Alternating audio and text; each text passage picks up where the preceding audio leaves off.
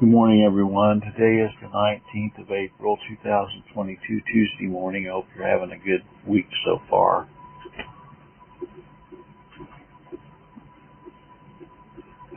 Whenever the lady was given living water at Samaria, Christ told her, "Go to thy friends and tell them how great things the Lord hath done for thee."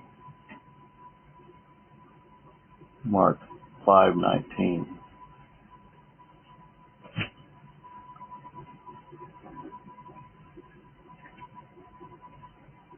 His words was, "In mine heart is a burning fire that was shut up in my bones, and I was weary with forbearing, and I could not stay."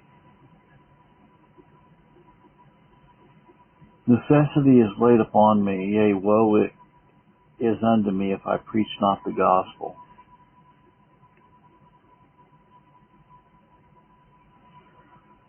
Verily that when I preach the gospel, I may make the gospel of Christ without charge, that I abuse not my power in the gospel.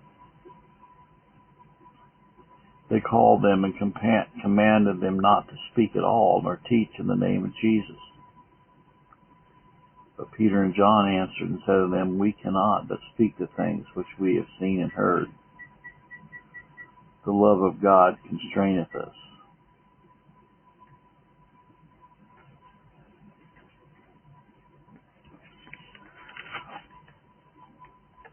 We ought to obey God rather than men. Well, I have found in my life that people want to talk about everything else other than the gospel. You know, they want to talk about all the ills of society rather than talk about the wonderful thing that Christ did for his people. And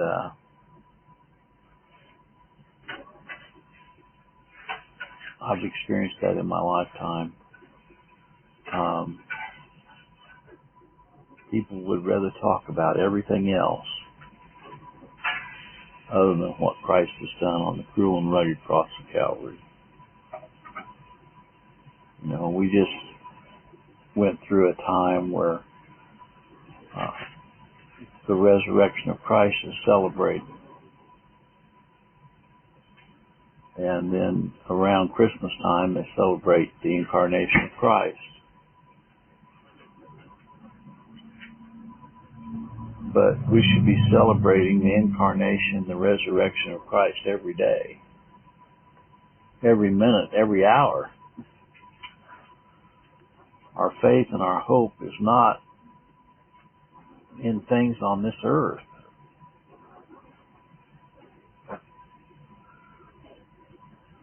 Christ's death on the cross guaranteed our future communion with him eternally. Have you ever, you and your family ever decided you were going to take a vacation, and all the preparations that went toward that, and planning and packing and everything that goes along with that? Well, shouldn't we be contemplating our eternal vacation? You know, I kind of switched the thing around. People are so earthly minded, they're no heavenly good. They're so earthly minded. I've been told I'm so heavenly minded, I'm no earthly good. I think people are so earthly minded, they're no heavenly good. You know, the things that we spend our time on a daily basis, things I spend my time on a daily basis, amaze me. Where your heart is, that's where your treasure is, and my treasure is.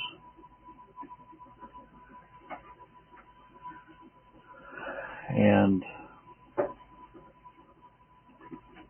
we can have all the knowledge, we can have all the history, we can have all the T's crossed and all the I's dotted. And oftentimes that equates to pride, doesn't it? Look what I know. I know something you don't know. Aha, aha, aha. But you know something?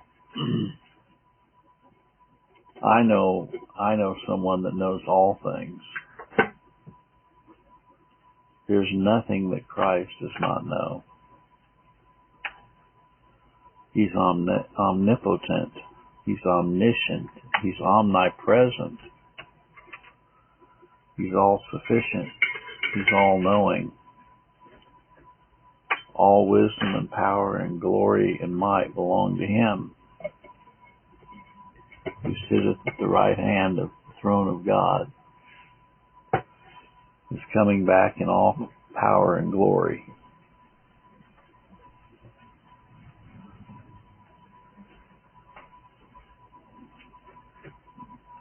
We either believe that Christ accomplished what He said He did, or we don't. It's real simple.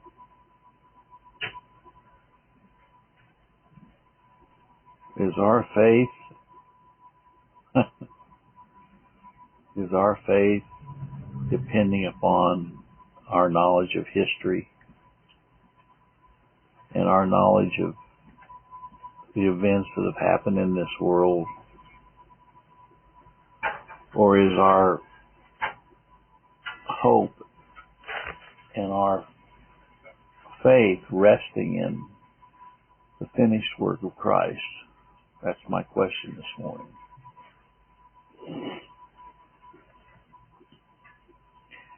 There's a song that says, I care not today what tomorrow may bring.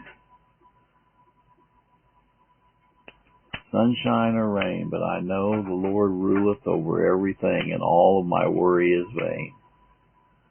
Living by faith in Jesus above, trusting, confiding in His great love. Is that what we're doing? Are we trusting and confiding in His great love? Or are we worrywarts? Well, I'm glad that we can anticipate the future, and it's not a grim future for those who are trusting in the completed work of Christ. It's not something that is dark or gloomy.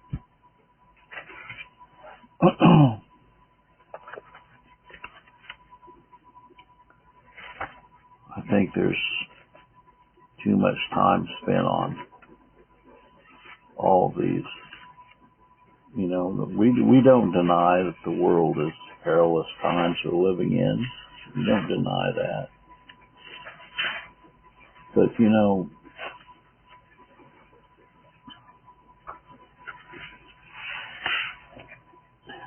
Christ said, if I go away, I will return again and receive you unto myself, that where I am, there you may be also. In my Father's house are many mansions.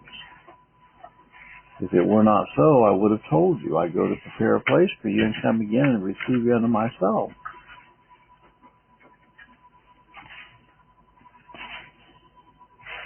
And so sometimes I think we forget the balm in Gilead. Is there not a balm in Gilead for the heart that is oppressed?